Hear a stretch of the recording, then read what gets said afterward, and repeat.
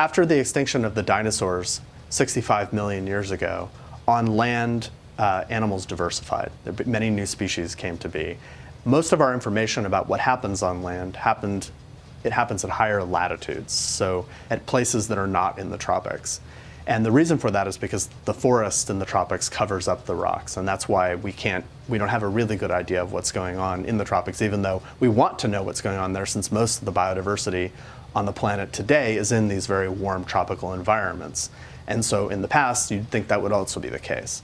The Cerrejón coal mine provides us with a unique opportunity to open the window into that past right after the extinction of the dinosaurs in South America. And what we see when we look through that window is the first evidence for the tropical rainforest, including many of the plants that we recognize in the tropics today. What was really incredible was that there were just bones everywhere. And you went out onto these large slopes that represented the slopes where they'd peeled back these huge seams of coal.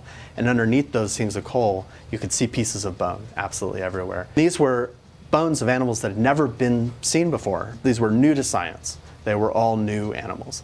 So we went in and collected all the bones that we could see, pretty much. We collected, bones from this animal, and right away we started recognizing things like crocodiles and turtles and fish, things that were very easily recognizable. Along with that, we started to collect bones of an animal that we weren't sure what it was. We thought maybe they belonged to some of the crocodile relatives that we were picking up.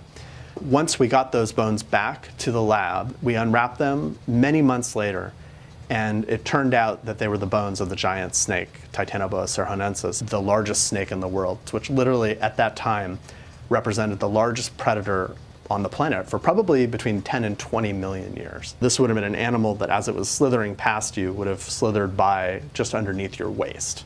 And would have been somewhere in the 40 to 50 foot long range. And we didn't recognize them as snakes when we were collecting them initially because they were just so large. It would be like finding the bones of a mouse the size of an elephant. You wouldn't expect to see that. We think these reptiles became so large because it was much warmer in the past than it is today. And so that allowed these cold-blooded animals to become larger than what we see even in the warmest parts of the planet today.